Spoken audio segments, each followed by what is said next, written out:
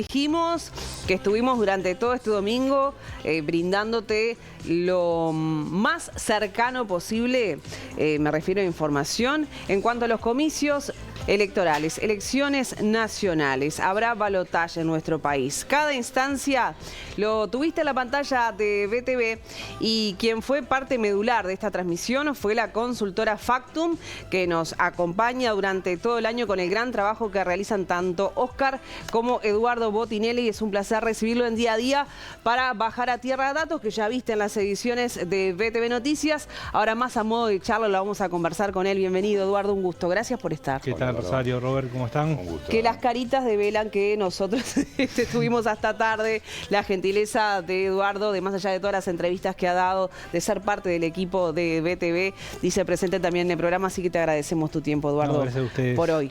Bueno, comencemos con este resumen de lo que nos deja la jornada del domingo y este encare de balotaje de cara al 24 de noviembre. Bien, estamos con un escenario distinto a los que hemos tenido en veces anteriores. Primero, con movimientos del electorado importantes, un frente amplio que no llega a ganar en primera vuelta, que era razonable que no sucediera. Yo diría, podemos separar por un lado lo que son los resultados objetivos y por otro lado los subjetivos. Es decir, bien, bueno, qué sucedió y qué se esperaba que sucediera por parte de los actores, ¿no? De las encuestas, que más o menos el panorama parecía muy claro ya hace un tiempo. No se dio tan lineal como se preveía, me parece, ¿no? Bueno, hubo algunos cambios importantes. Primero, el Frente Amplio está mejor posicionado que hace 5 años, saca un 44%, pero además hay un tema cualitativo que es muy relevante. Por el voto de los otros partidos, ¿no? Por el propio del Frente Amplio, termina obteniendo 16 bancas en el Senado. Gana la mayoría parlamentaria. La mayoría, pero además... En el Senado, ¿no? En el Senado. Teniendo en cuenta que lo que esperábamos era que pudiera tener la mitad de las bancas, con la idea de que pudiera entrar algún otro socio de la coalición, como Cabildo Abierto, o pudiera llegar a entrar el Partido Independiente, o entrara, no socio de la coalición, sino más bien del otro lado, Gustavo Salle, del otro lado de los dos, ¿no? Sí. Digamos, y al no haber entrado ninguno, terminó favoreciendo la 16ª banca del Frente Amplio. Entonces, ese es un primer escenario cualitativamente importante para arrancar una segunda vuelta. Es decir, tiene ya la mayoría asegurada en el Senado. Y la coalición no va a tener, o sea, en caso de ganar, aún ganando y teniendo la vicepresidencia, no alcanza a tener mayoría propia. Más bien, ganando incluso va a estar en minoría en el Senado. Del otro lado, en la Cámara de Diputados, pasa una cuestión al revés. El Frente Amplio tiene 48 bancas en 99, para tener la mayoría se necesitan 50. La suma de los partidos de la coalición alcanza 49 y quedan 2 bancas que son las de Gustavo Salle. Exacto. Entonces, ninguno de los bloques tiene mayoría parlamentaria. Entonces, en una Cámara, la Cámara Alta, tiene mayoría parlamentaria el Frente Amplio, mayoría en el Senado, y en diputados ninguno de los bloques tiene mayoría. Entonces, así arranca cualitativamente. Ahora, desde el punto de vista cuantitativo, el Frente Amplio tiene el 44%, la suma de partidos de la coalición llega a 47%, pero ese 47% tiene, primero, una diferencia con respecto a 2019 que es bastante más chica. Tenía 54% esa suma en 2019, hoy tiene 47%, hay una pérdida importante. Pero es una coalición más chica, pero mucho más compacta que la de 2019. Eso hace que las pérdidas posibles que pudiera tener en esta segunda vuelta son mucho menores que las que hubo en 2019. Pero arranca una campaña con un escenario muy parejo inicialmente, con una conformación cualitativa del Senado que favorece al Frente Amplio y una distribución cuantitativa y desde el punto de vista cualitativo en cuanto a cómo se lleva adelante una campaña, donde no tiene mayoría en diputados. Entonces, digamos, el asunto central ahí, para desentrañar, es un poco, bueno, cómo van a presentar la gobernabilidad no teniendo mayoría en diputados, y aún más difícil para la coalición cómo presentar que va a gobernar si no tiene ni la mayoría en diputados, que podría llegar a tenerla porque necesita un voto solo, pero es un voto que tendría que ser o de Salle, que yo diría hay que descartar la posibilidad de que nadie pueda acordar con Salle, Por lo menos en todos los temas. Claro. Quizás haya algunos temas en común en los que quizás puedan llegar a algún acuerdo, pero no todos, eso está claro de antemano. No un acuerdo, digamos, estructural durante el periodo de gobierno, sino algún puntual en alguna ley particular. Que sean temas en común, de interés común. Entonces, pero además, la coalición tiene que mostrar cómo lograría funcionar teniendo minoría en el Senado. Y ese es un desafío que es nuevo para lo que estamos enfrentando en este mes que tenemos. Eduardo, ¿qué tanta incidencia pueden tener los votos que en este caso fueron en blanco durante esta primera vuelta para la futura? Hay distintos matices ahí interesantes. El primero es que en general los balotajes siempre tuvieron más voto en blanco o anulado que la primera vuelta. Mirá. Con la excepción de 2019.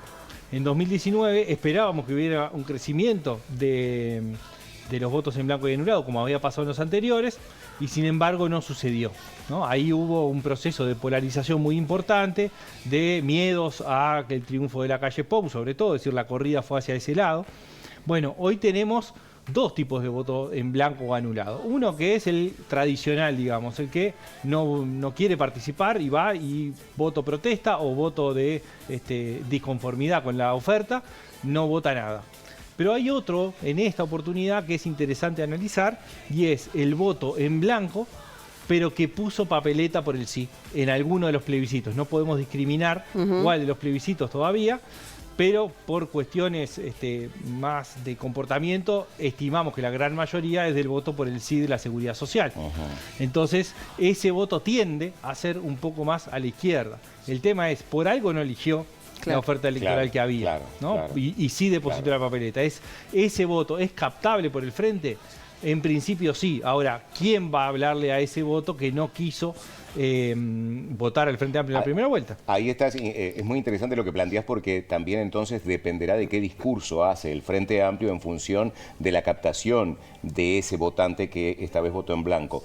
Y con relación también a los votos emitidos en esta primera vuelta, ¿cuánta incidencia pueden llegar a tener en una segunda vuelta los votos que llegan de uruguayos que viven en el extranjero? Porque en algún momento se habló de la incidencia que pudieran tener. Sí, yo creo que se ha construido más un mito que una realidad de lo que sucede. Porque cuando uno mira los números de la cantidad de gente que viaja ese día, bueno, en esta elección la información que hay es que no hubo cambio con respecto a cualquier otro domingo, ¿no? Entonces, primero hay que tener en cuenta cuánto es lo habitual.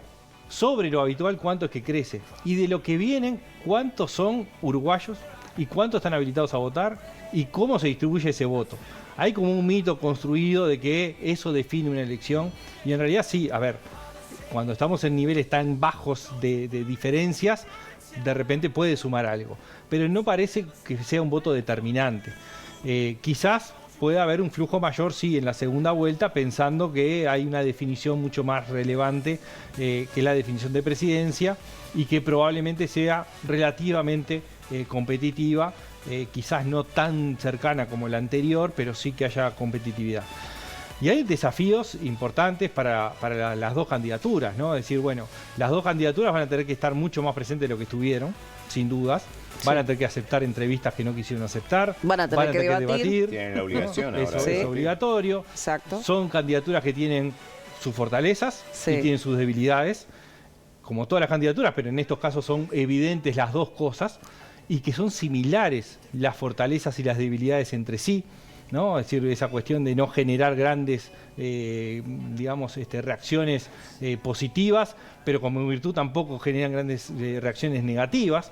Entonces, yo te preguntaba hoy, fuera de cámaras en el noticiero, porque me quedé sin tiempo, más allá de que hace horas que estamos dialogando con Eduardo, ¿qué tanto mueve la aguja un debate a la hora de la decisión electoral? Bueno, en términos generales, no es en sí mismo algo que haya movido lo que hemos visto, pero sí es un insumo más, ¿no? Es un estímulo más que tiene la gente que vota, porque va recibiendo, bueno, esto que decía, las entrevistas, los actos, los spots publicitarios, los encares que tenga cada una de las campañas, a quiénes le hablan, cuál es el uso en las redes sociales, y el debate es un factor más, ¿no? Es decir, efectivamente, también los debates también sirven para visualizar, no digo teóricamente ni profundamente, estrategias, pero la gente se da cuenta. ¿no? La gente se da cuenta que si alguien en un debate se presenta como lo que no es, claro. ¿no? Eso decir, también entra. Puede ¿no? incidir un poco más en aquel que de repente votó en blanco en este momento, más que en la militancia de cada fuerza. Sí. Porque el militante está convencido, sí, ¿no? sin duda. Es más, Quizás hemos hecho encuestas de terminar un debate. Bueno, ¿quién cree que ganó el debate? Y según qué vota, correlaciona exactamente, ¿no? Es decir, claro. cada uno piensa que ganó el propio, ¿no? Es decir, Eduardo, te hago una consulta sobre este crecimiento del doctor Salle, de la fuerza del doctor Salle. ¿Cómo se lee esto de que un hombre que además ha tenido claramente un discurso bastante incendiario en su campaña, llegue a estos niveles de aprobación? Esto habla de quizás un desinterés por parte de muchos de los votantes del doctor Salle para con la política tradicional. ¿Y por qué la caída de Cabildo Abierto, por ejemplo, tan estrepitosa? Bueno, hay dos factores centrales. Hay uno que está relacionado uno con el otro. Cabildo Abierto en 2019 no es el Cabildo Abierto de hoy. Cabildo Abierto 2019, una de sus cosas era que era anti partidos tradicionales en el sentido amplio. Era el outsider, digamos. Claro, venía de afuera y no venía con ninguna historia política. Digamos, una nueva política, ¿no? No usando el eslogan de Ojeda, pero era exacto, algo distinto, algo nuevo en la política que iba a ser la cosa distinta, ¿no? Entonces, de alguna forma, hay cierto lugar de contacto con el discurso de Salle. De hecho, los estudios muestran, sí, que a ver, son difíciles de estimar, pero hay un punto de contacto de gente que votó a Cabildo y votó a Salle. Ahí es una pérdida que es menor. Hay una primera pérdida grande de Cabildo Abierto que se dio ya al arranque del gobierno. En realidad se dio entre la primera y segunda vuelta, básicamente, y es gente que votó a Cabildo Abierto en la primera vuelta, habiendo votado al Frente Amplio en 2014, y que votó a Daniel Martínez en la segunda vuelta de 2019. Es decir, fue un voto que fue casi que coyuntural, en octubre de 2019, que fue canalizador de un enojo de Frente Amplistas que enseguida volvieron al Frente Amplio. Entonces ahí hay una primera pérdida de Cabildo Abierto que no logró recuperar. Empezó a disputar adentro de la coalición el electorado, ya no disputaba con el Frente Amplio, no perdió el punto de contacto ese que tenía. Dentro de la coalición tuvo su mejor momento cuando se aprueba la reforma de la Seguridad Social, que Manini impone de alguna forma unas modificaciones que eran bien vistas por la ciudadanía y que le llevó a un enfrentamiento con el presidente. Eso le valió positivamente en forma inmediata, pero enseguida vino el episodio del Ministerio de Vivienda, que le costó, no solamente le costó por el episodio en sí, sino por todo el manejo político y mediático que hubo a partir de eso, tanto desde el oficialismo como de la oposición, y mediáticamente cómo se trabajó el tema, y eso fue derivando en distintas cuestiones. Una, el vínculo con los socios de coalición, y otra con la propia interna de Cabildo Abierto. Ese fue, digamos, ya el último episodio, digamos, que terminó afectando a Cabildo Abierto, es cuando se forman corrientes internas que era natural que ocurriera, en la medida que hay un crecimiento del partido, no necesariamente electoral, pero sí del partido. A ver, 2019 Cabildo tenía problemas para conseguir gente, para llenar las listas, para llenar los cargos. Ahora, con toda la gente que tiene cargos, el problema era al revés. ¿En qué lugar le tocaba a cada uno? Es decir, se cambió la problemática y ahí fue que se fueron abriendo distintas corrientes.